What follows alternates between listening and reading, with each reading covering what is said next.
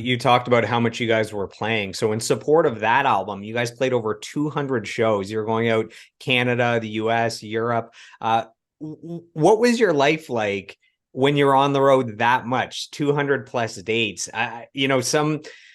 Some people that might be their favorite part is the touring and the live shows. Some people might see it as that's the necessary evil, that maybe they prefer the writing and the recording, and we have to get out because that's how you promote the band and you sell more records and you generate revenue and ticket sales and merch sales. What was your life like with 200 plus shows a year, and what are your thoughts on playing that much?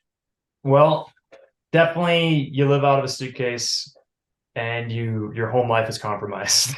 So it's tough. It is tough, but also, playing rock and roll every night is such a thrill and such a treat, and especially to play your songs with your buddies and my literal brothers, like it kind of doesn't get any better than that. We always joke that like you're on the road too long and you start to go crazy, and then you go home and you're home for a couple of weeks and you start to get bored and you're like, what am I doing? You get back out on the road, So it's just like it's a fine line, kind of finding the balance between the two. But I mean, touring that long definitely wears you down just because you're always on the go. And, no matter how comfortable you are with live performance and all that, there is a certain amount of anxiety just on the daily level, knowing that you need to get in front of people and perform. So like, it's when you have that day after day after day, it kind of wears you down a little bit.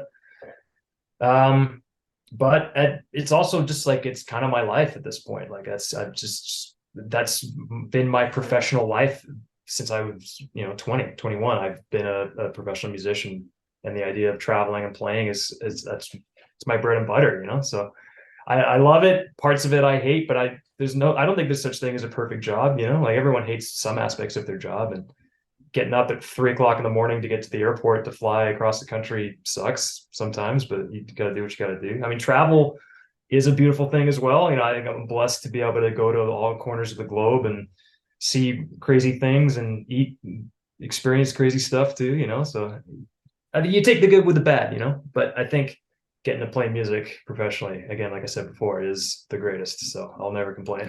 Yeah, it's better than digging ditches or doing construction in the winter in Exactly. Canada. That's Yes. for sure. Is so say it was 200 shows in support of that album.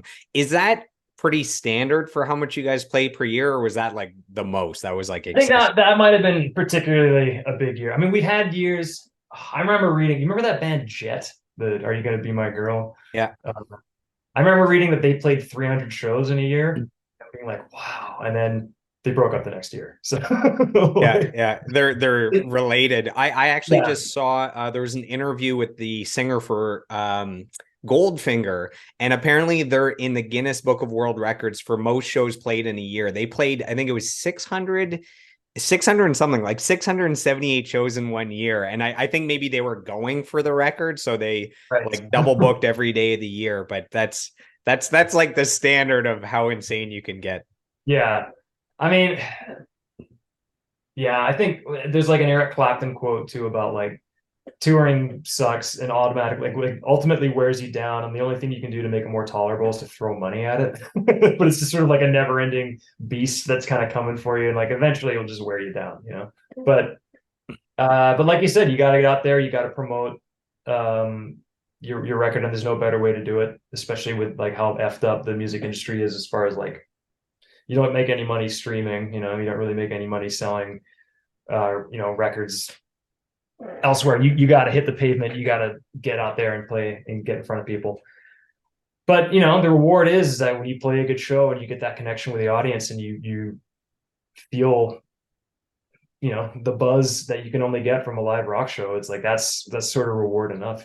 So yeah, it's a lot.